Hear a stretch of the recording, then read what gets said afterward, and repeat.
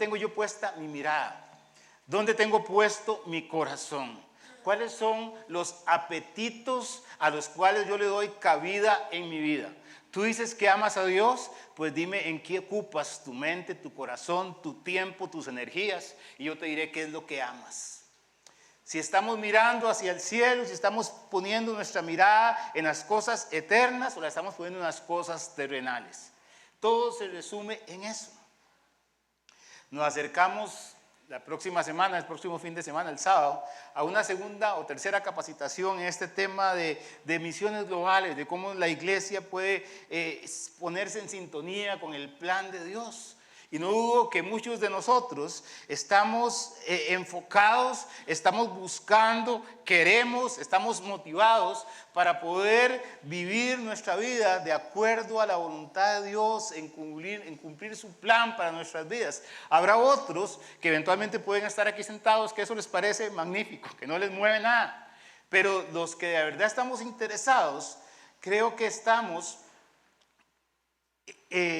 poniendo nuestro esfuerzo, nuestra motivación en poder participar.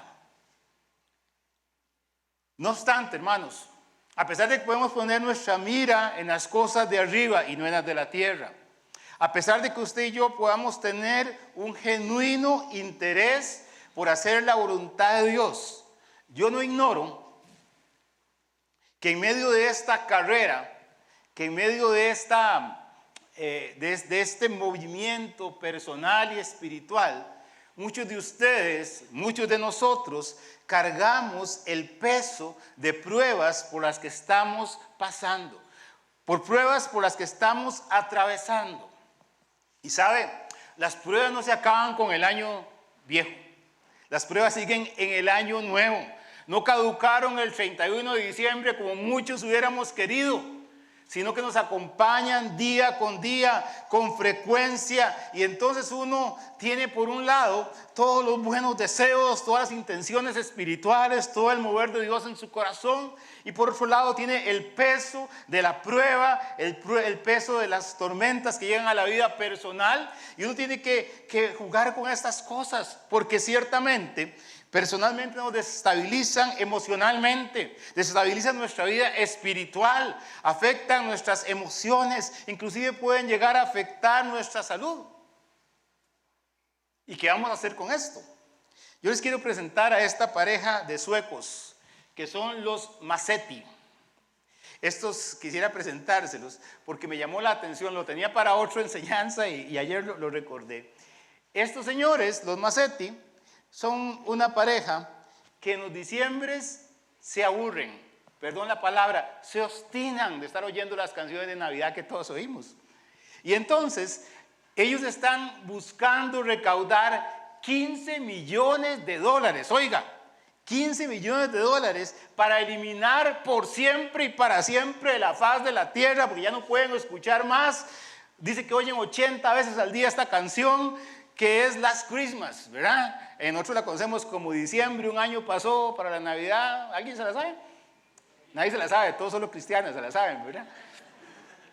Y esa canción están hartos de escucharla, pero esa canción tiene derechos de autor. Entonces ellos dicen que están recaudando, oiga usted, $15 millones. ¿Y para qué? Dice que una vez que compremos las cintas maestras, serán enterradas en un vertedero de residuos nucleares en las profundidades de una montaña en Finlandia, donde permanecerán al menos 2 millones de años. Imagínense, como que le tiene un poquito de ley, ¿verdad? Esa canción. Y en la fila, después de esos 15 millones, está la de María Carey y otras ahí. Qué bueno, ¿verdad? No, qué bueno, no. Pero sabe, hermanos, yo estaba pensando, por eso lo traigo a colación, porque todos quisiéramos en nuestras vidas poder eliminar algunas canciones, entre comillas, algunas cosas que nos afectan. Todos quisiéramos meter en un buque en Finlandia algunos contactos de WhatsApp, ¿no? ¿Sí o no? Algunas relaciones, eventualmente algunas personas, pero sobre todo, si estuviera en usted y en mí, poder recaudar dinero o buscar la forma de no pasar por tribulaciones, por pruebas y por problemas, lo haríamos, ¿sí o no? ¿A quién de aquí le gustan las pruebas y los problemas? ¿Hay alguien aquí que diga, yo le doy gracias a Dios porque le estoy pidiendo a Dios que me mande muchas pruebas en el 2023? ¿Hay alguien que hizo esta oración? ¿Nadie? Entonces, hermanos, lo cierto del caso es que tal vez ellos puedan recaudar los 15 millones y entierran esa canción, pero en nuestra vida personal, las tribulaciones y las pruebas siempre llegan. Son parte de la vida misma y tenemos que vivir con ellas. La pregunta esta semana en mi vida es, ¿cómo vivir haciendo la voluntad de Dios mientras usted y yo caminamos por túneles oscuros, por sendas empinadas y por caminos largos que no les vemos solución? Pensando en esto, esta semana estaba en mi seguimiento de lectura bíblica, estaba en Hechos 14 y estaba con estos pensamientos de que, bueno, por un lado yo quiero hacer la voluntad de Dios y habrá muchos hermanos igual, y por otro lado hay un montón de situaciones en nuestra vida. ¿Cómo hacemos para seguir con esto? Y en Hechos 14 me encontré a Pablo y a Bernabé, que estaban en Iconio y en otros lugares predicando la palabra del Señor. Dios estaba obrando maravillas con ellos, las personas eran sanadas, las personas se aglomeraban alrededor de ellos y la obra de Dios era increíble. Y dice en los versículos 19 al 22 que entonces vinieron unos judíos porque sanaron a un hombre, y vinieron unos judíos de Antioquía y de Iconio que persuadieron a la multitud, y habiendo apedreado a Pablo, oigan ustedes, apedreado a Pablo, le arrastraron fuera de la ciudad pensando que estaba muerto. Pero rodeándole los discípulos, se levantó y entró en la ciudad, y al día siguiente salió con Bernabé para Derbe. Oiga usted esto. Y luego de anunciar el evangelio en aquella ciudad y de hacer muchos discípulos, volvieron a Listra, a Iconio y a Antioquía, confirmando los ánimos de los discípulos, exhortándoles a que permaneciesen en la fe y diciéndoles, es necesario que a través de muchas tribulaciones entremos en el reino de Dios. ¿Qué clase de enfoque tenía Pablo? ¿Qué clase de enfoque personal tenía este hombre? Imagínense ustedes, lejos de lamentarse, lejos de lamerse y curarse sus heridas, porque lo habían dejado como muerto, después de haberlo apedreado por causa del Señor, él no se echó para atrás. Dice la Biblia que él se levantó y empezó a hacer la obra de Dios. Este hombre tenía su mirada, su dirección, su propósito muy claro en su vida. Y entonces, en lugar de enfocarse en la adversidad que estaba pasando, en los dolores que estaba pasando, él estaba enfocado en que la iglesia siguiera haciendo su trabajo, enfocado en que aquellos que estaban pasando por sufrimiento pudieran también seguir trabajando para que pudieran cumplir el llamado. Vea los verbos en ese pasaje: se levantó, entró, salió, anunció, hizo discípulos, volvió, confirmó, animó, exhortó. Pablo estaba en acción, enfocado. Hoy, por cierto, tenemos bautismo al finalizar el culto para que usted no salga corriendo, ¿verdad? Espérese unos segundos. Y por si acaso ven algunos saliendo, es por eso. Sí, hermanos, las pruebas llegan a nuestra vida y en muchas ocasiones las pruebas nos lastiman, nos hunden, nos aplastan, nos paralizan, nos echan para atrás. Hay veces quedamos como Pablo, como muertos, no sabemos qué hacer. Y saben, yo no estoy hablando acá, y usted quiero que lo entienda, y creo que lo tiene claro, pero por aquello. No estoy hablando de la disciplina, estoy hablando de la prueba. La prueba es cuando estoy haciendo la voluntad de Dios, buscando a Dios de todo corazón, y ahí, sin que haya una causa justa, desde el punto de vista humano, viene alguna situación de parte de Dios para nosotros. Diferente es la disciplina, cuando de alguna manera yo estoy recibiendo en mi vida la retribución por mis acciones indebidas. Yo siempre digo, hermanos, que estamos hablando de la prueba. Y la prueba es como una montaña rusa. La vida, perdón, es como una montaña rusa, con altos y con bajos. Y en cuestión de segundos pasas de momentos extraordinarios a momentos de susto, de alegrías, tristezas, triunfos, derrotas, risas, llantos. Y todo esto se mezcla en una pequeña, frágil y pasajera barquita en medio de la neblina, que es lo que llamamos la vida. Estaba un poco poético, ¿verdad?, cuando escribí estas cosas, pero a mí me gusta eso. ¿Sabe, hermanos? Nadie puede evitar los designios del Señor. Él es Dios Él es el dador de la vida. Él conoce más, es más sabio que nosotros. Sus caminos son inescrutables. ¿Quién los conocerá? Dice la Biblia. Y entonces hay veces queremos negociar con Él. Pero ¿sabe qué es lo que hace la diferencia entre las personas que pasan por estos procesos y pueden ser edificadas por el Señor y quienes no? Es la perspectiva, es el enfoque. Algunos le llaman actitud. Cada día a nuestro lado y aún nosotros mismos, aún haciendo lo correcto, aún haciendo lo justo, podemos ser sometidos a adversidades, tormentas, de diferentes magnitudes y consecuencias. Y como repito una vez más, la diferencia es el enfoque.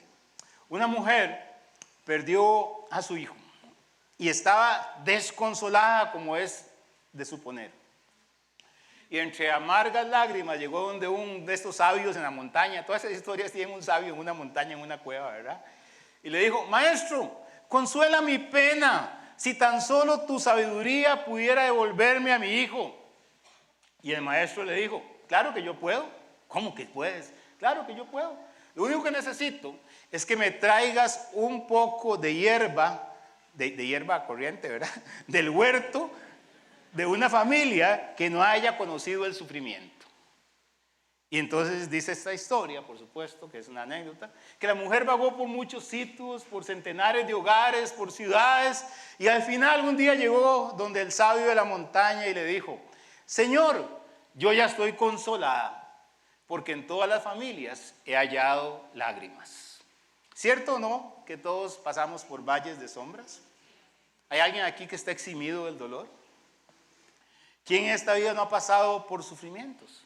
Y en este pasaje que Dios me mostró estos días en mi devocional, Pablo y Bernabé exhortaban a los discípulos a continuar en el camino en medio de muchas tribulaciones. Pablo estaba probablemente herido, con un montón de chichotas por todo lado, lastimado. No sé si Bernabé también, pero ellos le estaban diciendo a la gente: mire, es necesario que sigamos adelante. Usted tiene pruebas, siga adelante. En medio de tribulaciones, siga siendo fiel a Dios.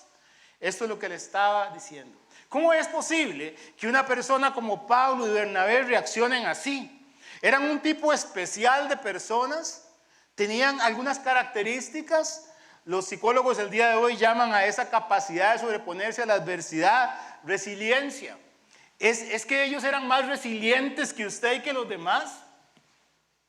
Yo prefiero pensar que estaban siendo fortalecidos por el Señor de una manera sobrenatural. Básicamente, hermanos, esta mañana yo quiero que usted se vaya con la mente y en el corazón, entendiendo que solamente hay dos formas de enfocarse ante la adversidad. Ya sea que usted se enfoque en la prueba o se enfoque en que Dios tiene algún propósito en esto. Y estoy hablando de la prueba, repito. ¿Qué pasa en la prueba? Si usted está enfocado en la prueba, si su mente solo está metida en lo que está pasando, difícilmente uno puede superar las circunstancias. Usted y yo conocemos a personas que pasan años, décadas y no salen de donde están porque están metidos en el ciclo del dolor. Las personas que están enfocadas en la prueba miran el futuro con pesimismo porque solamente puede ver las cortinas grises de su cuarto. Las que están enfocadas en el propósito afrontan la adversidad. Yo siempre pongo que es como las personas que poco a poco van caminando en medio del dolor. No quiere decir que inmediatamente lo vencen, pero van saliendo alrededor de él. Miran el futuro con esperanza y con fe, porque entienden que lo que están pasando es difícil, pero si usted tiene una mirada puesta en el propósito, en el galardón, lo que usted le quiera llamar, si usted tiene eso, usted va a entender, bueno, Dios de estos limones va a sacar una limonada. Si usted está enfocado en la prueba, usted va a tender a deprimirse y va a tender a la autoconmiseración. Pobrecito yo, pobrecitos nosotros, ¿por qué nos hacen esto? Si usted se enfoca en el propósito, uno empieza a vivir por encima de las circunstancias. ¿Han visto a estos hombres y mujeres que hacen surf en la playa? Esas olas enormes que lo revuelcan a uno. No sé si usted alguna vez lo ha revolcado una ola, pero estas personas están en la ola, pero están por encima de las olas. Y usan la ola para desplazarse, usan la fuerza del mar para poder atravesar esos momentos duros. ¿Dónde está usted? ¿Surfeando o está siendo arrastrado por las olas? Si usted está enfocado en la prueba, en sus problemas, entonces eso va a afectar su relación con los demás. Mire, el que está enfocado en la prueba no puede ver a nadie más si no está en función de su dolor. Si usted está con alguien y se están riendo sus amigos, usted dice, ¿ustedes de qué se ríen? ¿Acaso que la vida es bonita? Y se enojan con todo el mundo. Si usted está enfocado en el propósito, usted se va a enfocar correctamente. Pablo y Bernabé estaban con dolor, todo les dolía, pero estaban relacionando con otros hermanos para consolarles. Y como dice 2 Corintios 1:4, para poder consolar con esa consolación que Dios les da, para poder consolar también a otras personas. Lo que usted pasa no es para usted, es para que usted pueda ser útil a otras personas. Si usted está enfocado en la prueba, usted se vuelve improductivo. Hay momentos en los que usted no sabe ni qué pensar. Yo le decía a mi esposa un día de estos, no me puedo concentrar, no puedo seguir adelante. Si usted está enfocado en el propósito, uno empieza a pensar en que uno puede ser productivo, que Dios está con uno para sacarlo adelante, para poderle dar dirección, guía.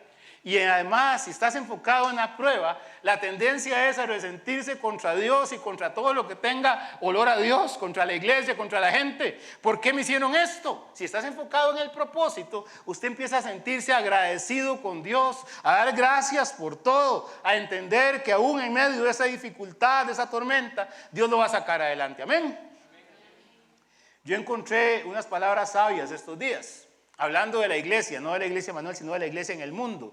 Y decía esta persona, ni tan siquiera se estaba refiriendo al pasaje que yo estoy hablando esta mañana, pero él decía, la iglesia de hoy está muy centrada en el dolor, en lugar del verdadero propósito de nuestras pruebas. Pablo hizo que la iglesia dejara de quejarse por lo que estaban pasando. Lo que estaban experimentando no era dolor. Y su concentración en el dolor les estaba haciendo perder la lección que Dios les estaba tratando de enseñarles. Dice este señor, a veces el dolor que creemos sentir es el sistema de respuesta automática que Dios puso en nuestras vidas para saber cuándo parar. Lo que estamos haciendo podría estar lastimándonos, pero en otras ocasiones Dios está tratando de derribarnos para que Él pueda edificarnos de nuevo. Y el nuevo desarrollo de nosotros nos hará mejores de lo que éramos antes. Y yo digo, amén. Quienes se enfocan en el propósito, no es que no sufren, no es que no lloran, no es que no decaen, no es que haya días en que hay que juntarlos con una espátula, sino que al final de cuentas, esta actitud de volver los ojos al cielo, de pensar que Dios tendrá algún propósito, les permite superar la adversidad. Es esa capacidad sobrenatural que Dios otorga a aquellos que en Él confían, porque Él es torre fuerte, ese es nuestro Dios. Cuando nuestra mirada está en el Señor, cuando nuestra mirada está en sus propósitos, cuando podemos ver a la gente y ver a Dios con limpieza de corazón, entonces podemos atravesar estos duros momentos con fe y con esperanza.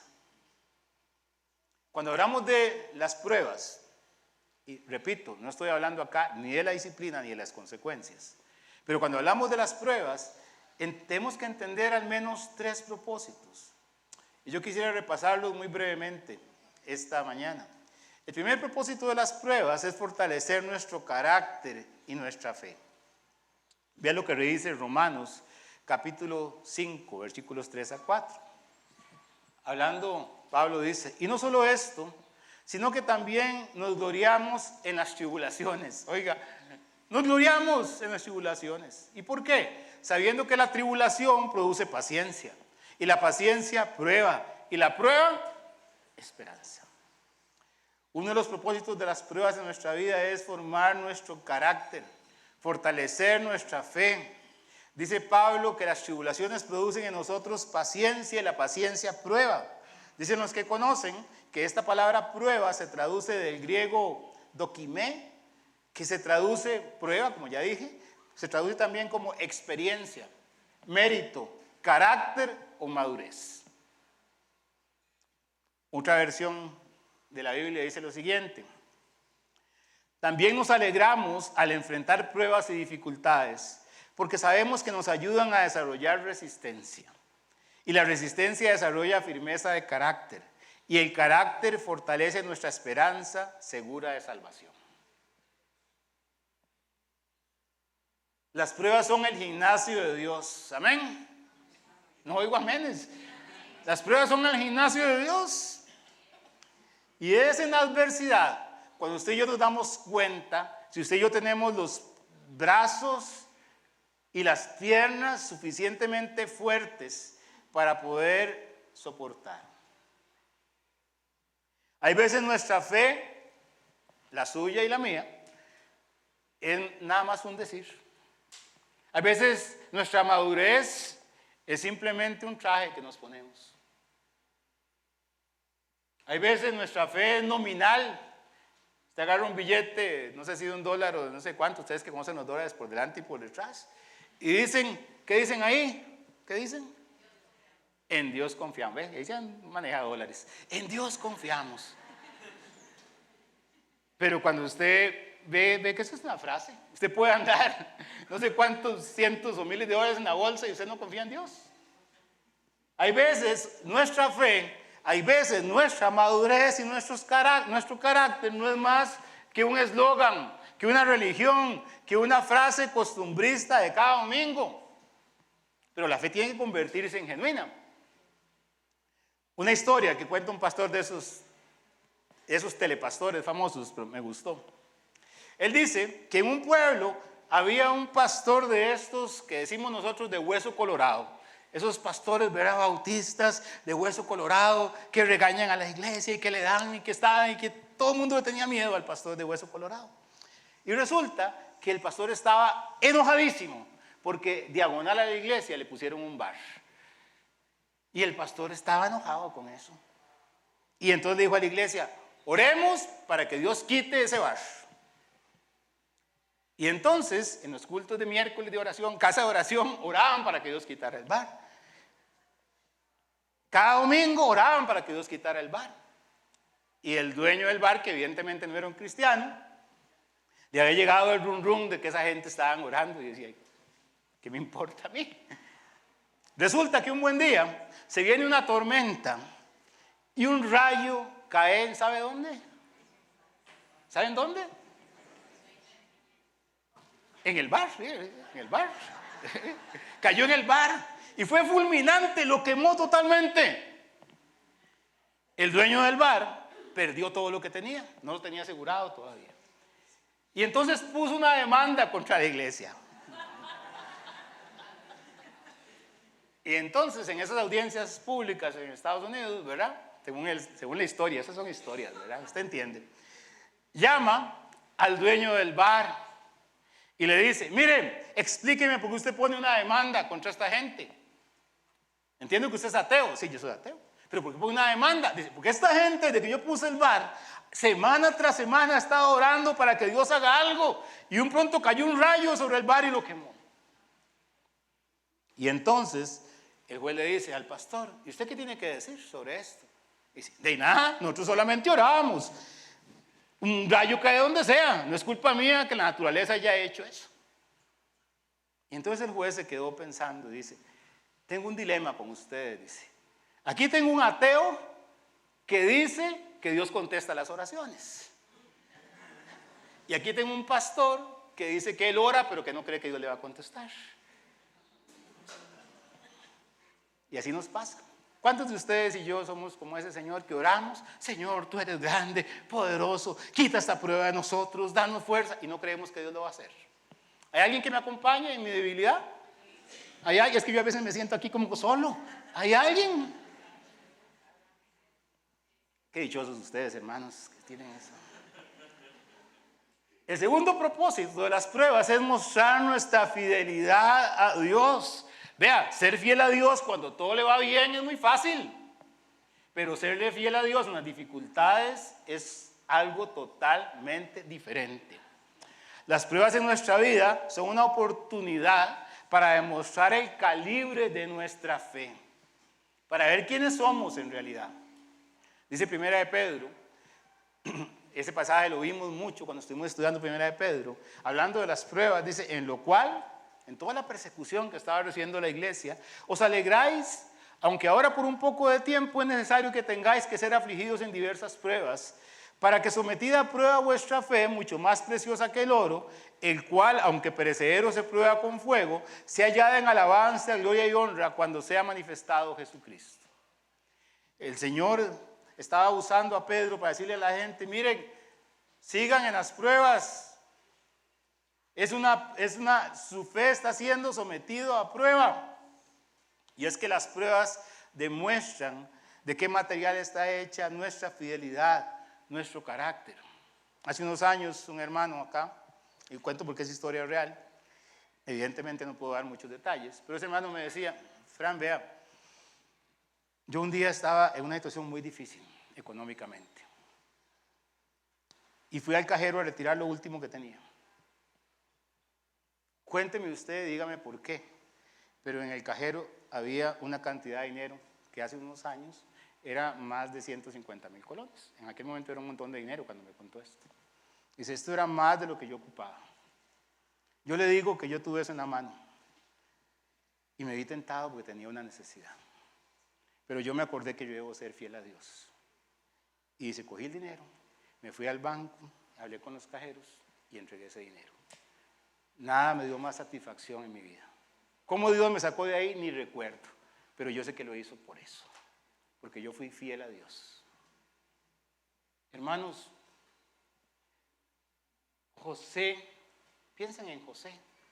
José no le dijo que no a una mujer horrible, ¿verdad? Que él no le llamaba la atención.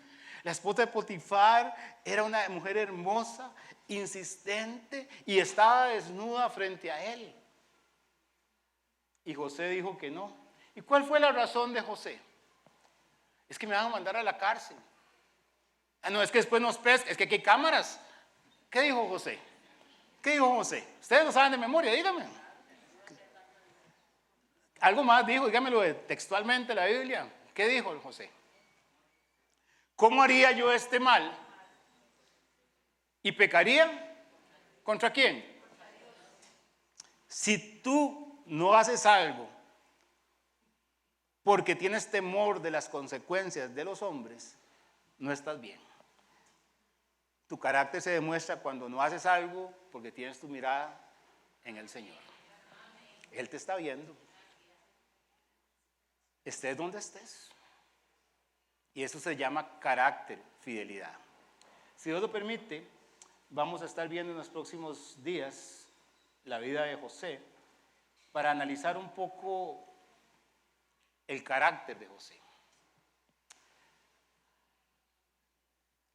Dios puso en mi corazón predicar a este hombre, porque la vida de José es un sinónimo de fidelidad, es un sinónimo de prueba también, y un sinónimo de prosperidad.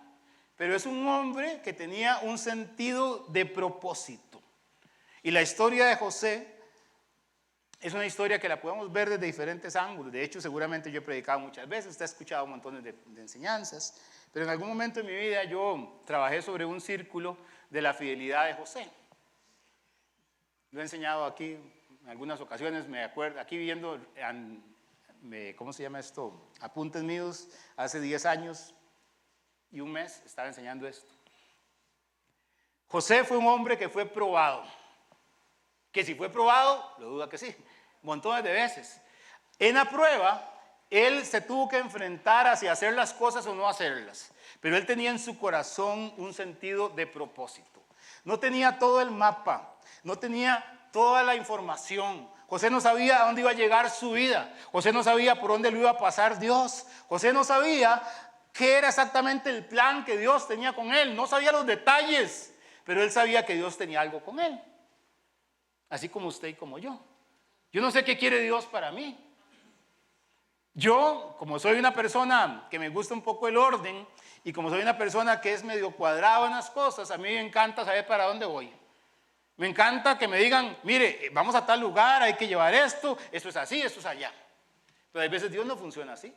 Dios le dijo a Abraham, vete de tu tierra, y en el camino le fue indicando. Pablo le dijo, usted va a ser siervo mío, y empezó a llevarlo por donde él quería. Pero José tenía un sentido de propósito. José sabía que algo quería Dios, no sabía qué. Le dio sueños. José entendía que Dios lo había traído con algún propósito. Ese sentido de propósito hizo que José pudiera reflexionar en sus momentos de prueba y sobre todas las cosas él fuera fiel. Ese círculo ahí dice fidelidad, fidelidad. José fue fiel. Y como él fue fiel, entonces Dios lo prosperó. Porque vamos a ver qué es la prosperidad en la Biblia. La prosperidad no es el éxito. La prosperidad es cuando la mano de Dios está sobre ti para llevarte a lugares donde ni tan siquiera te imaginas. Y cuando él fue prosperado, Dios lo puso en una nueva posición. Y no todas las posiciones fueron para arriba. Y en ese nuevo lugar donde él estaba, fue otra vez probado. Y en ese nuevo lugar donde estaba, él entendió que tenía un propósito. Y en ese nuevo lugar donde estaba, él fue fiel. Y en ese nuevo lugar donde fue fiel, Dios lo prosperó. Y entonces Dios lo puso en una nueva posición. Ese es el círculo de la fidelidad de José. Él fue probado en su casa, con sus hermanos. Fue probado en la casa de Potifar. Fue probado en la cárcel. Fue probado en el palacio. Y a lo último de su vida, fue probado en el lugar más recóndito y donde más duele. ¿Dónde? En el corazón. ¿Qué sientes hacia tus hermanos que te hicieron daño? ¿Qué sientes? Y José entendió que Dios tenía un propósito con él. Si pudiéramos hacer un gráfico de la vida de José, seguramente sería algo así, ¿verdad? Estaba en un lugar, Dios lo bajó, fue fiel, Dios lo puso en otro lugar, después bajó, y ahí está la vida de José. Yo pregunto, ¿cuál es el gráfico de su vida? ¿Podría ser un gráfico así? O nos quedamos varados. Cuando usted ve a José hablando en Génesis capítulo 50, creo, y él dice, no se preocupen por todo lo que pasó. Dios me tenía un propósito conmigo y me tuvo aquí y pasamos por todo esto para que yo pudiera participar de hacer un gran pueblo para el Señor. Hermanos, cuando llegan las pruebas y dificultades, puede ser que rápidamente usted y yo nos demos cuenta de que no estamos bien arropados, de que vinimos a un día como hoy sin suéter, que nos creíamos fuertes y que la prueba vino, porque hay veces somos sacudidos hasta los cimientos. Y repito una vez más, las pruebas permiten calibrar nuestra fidelidad a Dios. Me encanta cuando Pedro es trasquilado, ¿verdad? El Señor le dice a Pedro, dijo también el Señor, Simón, Simón, y aquí Satanás os ha pedido para zarandearos como a trigo. Pero el Señor le dice, yo he rogado por ti. ¿Para qué estabas rogando el Señor? ¿Para que lo eximiera de la prueba? ¿Para que sacara un 100 en el examen? ¿Para qué estaba rogando el Señor? ¿Para qué? Para que tu fe no falte. Y para que tú, una vez vuelto, confirmes a tus hermanos. Para que tu fe no falte, para que no te caigas. Para que puedas levantarte de ahí. Y aún ahí, levantándote, puedas ser útil para servirme. Perdonen.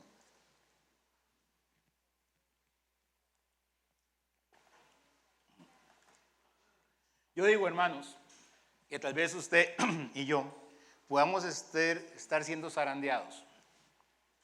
Pero qué bueno pensar que como Pedro, el Señor intercede por mí, para que yo pueda sobrellevar la carga. Un tercer propósito es que Dios permite las pruebas en nuestras vidas para que llevemos frutos y bendiciones, para que usted pueda ser más útil al Señor. Dice Juan capítulo 12, versículo 24, de cierto os digo que si el grano de trigo no cae en tierra y muere, queda solo. ¿Pero qué dice la Biblia? ¿Lo puede leer conmigo? Pero si muere, lleva mucho fruto. Las mayores bendiciones y victorias en nuestras vidas se obtienen después de atravesar las dificultades más grandes de la vida. Nuestro Señor Jesucristo tuvo que atravesar la cruz para podernos dar salvación. Pablo atravesó grandes dificultades para cumplir con su ministerio. Jacob sufrió terriblemente para ser uno de los patriarcas de Israel.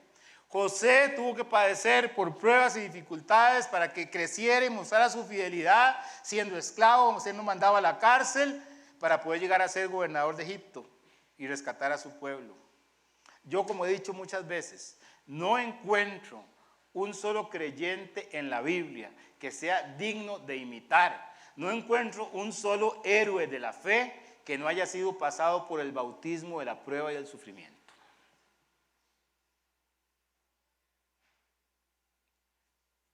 Un hombre vivía, hoy estoy de historias, pero un hombre vivía muy bien, era un hombre rico, vivía en el campo, vivía en la ciudad, tenía todo lo que quería. Era un hombre respetado, un hombre que tenía un cuadro del éxito, pero lamentablemente, igual que la primera historia, perdió a su hijo. Probablemente todas las historias hablan de esto porque no hay dolor más grande seguramente que ese. Y esto era más de lo que él podía sobrellevar. Y a pesar de que era un hombre fuerte, firme, con recursos, este hombre cayó. No se pudo levantar. Se metió en las bebidas, se metió en el juego, empezó a buscar mujeres, una vida licenciosa. ¿Y qué pasó en unos pocos días? Perdió todos sus bienes. En un momento de reflexión, quebrantado su espíritu, y yo no puedo seguir así. Y entonces se fue a vivir un poco al campo. Y cuando iba pasando por el campo, amargado, malhumorado, enojado por todo lo que estaba pasando, vio a un granjero que estaba removiendo el trigo con una pala. Y como estaba amargado, le reclamó al granjero: mira, ¿por qué no dejas en paz esos granos? Y entonces el granjero le dijo: es para que no se pudran, señor. Ok. Siguió adelante en el campo. Y entonces estaba un hombre arando el campo con un arado, ¿verdad? Y pues le dice: ¿por qué usted mete el arado tan profundamente? ¿Por qué lastima tanto la tierra? Y el Señor le dijo: es para que sea más blanda, para que se empape bien de la lluvia y del sol, para que los nutrientes lleguen mejor a la semilla, Señor. Siguió con esa actitud malhumorada y pasó por un viñedo. Y observó a un obrero que cortaba con tijeras los pámpanos y le dijo: ¿por qué estás atormentando estos pámpanos? Y el Señor le dijo: es para que den una buena y abundante cosecha. El Señor se fue a su casa, se quedó pensando y entendió que Dios le estaba hablando. Cayó de rodillas y dijo: Señor mío, yo soy el trigo que has revolcado para que no se pudra. Soy la tierra que has surcado para que me vuelva blando. Yo soy el pámpano que has podado para que pueda dar buen fruto. Ayúdame a someterme a tu mano fuerte para llegar a ser el siervo útil que tú quieres que yo sea. Amén. Bonita historia. El Señor dijo en Juan, El Señor dijo en Juan: estas cosas os he hablado para que en mí tengáis paz. ¿Oigo competencia?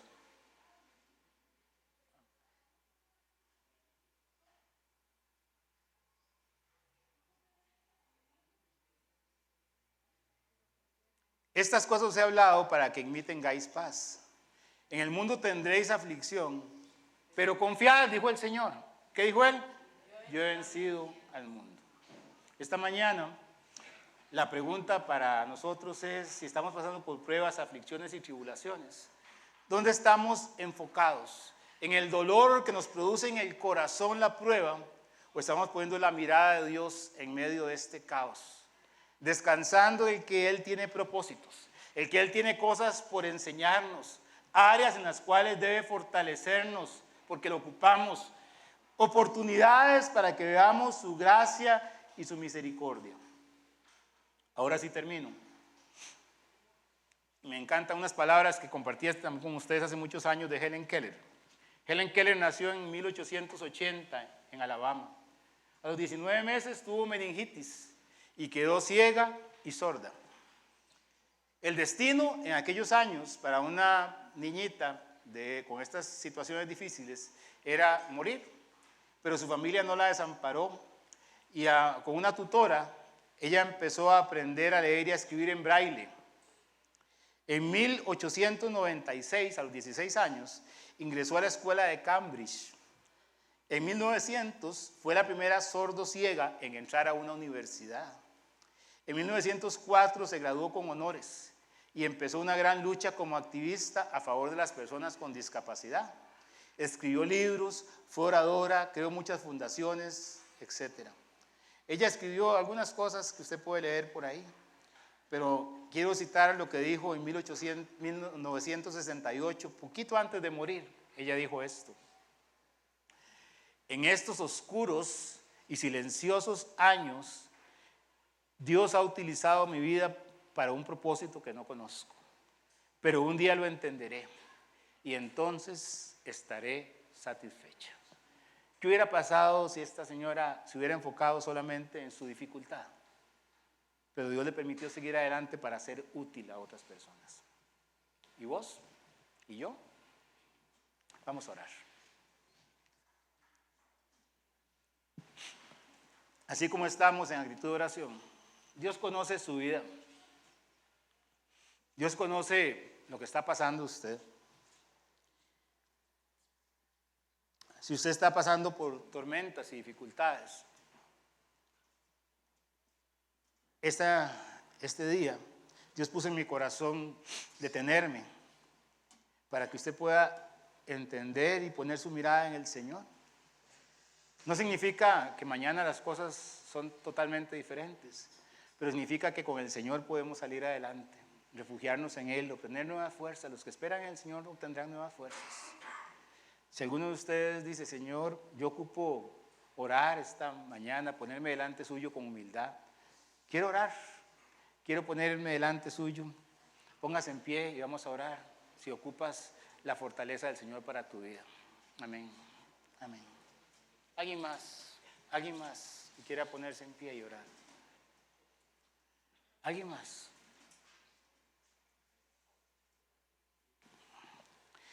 Si usted no conoce al Señor, el primer paso para ser fortalecido en su vida espiritual es tener al Señor en su corazón. Así que si no lo conoce, búsquenos y con mucho gusto podemos hablarle acerca del Señor Jesucristo y de su oferta de vida para usted. Padre, gracias por esta mañana, gracias por poder compartir tu palabra.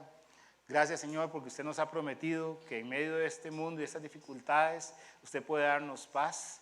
Y pedimos, Señor, por todos los hermanos y hermanas que están pasando, han pasado o van a pasar por tribulaciones y dificultades, para que podamos entender que en medio de todo esto usted puede sacarnos adelante, para que nos enfoquemos en ti, no en nuestras circunstancias, y para que en medio de la prueba donde estemos podamos entender que usted tiene propósitos, que el propósito nos fortalezca para poderte ser fiel, para que esa fidelidad que demuestra nuestro carácter nos permita ser prosperados por ti, y que usted, Señor, nos lleve a otro lugar para hacer tu voluntad, como el caso de José. Que usted lo haga así en las vidas de mis hermanos, en la vida mía, en el nombre de Jesús.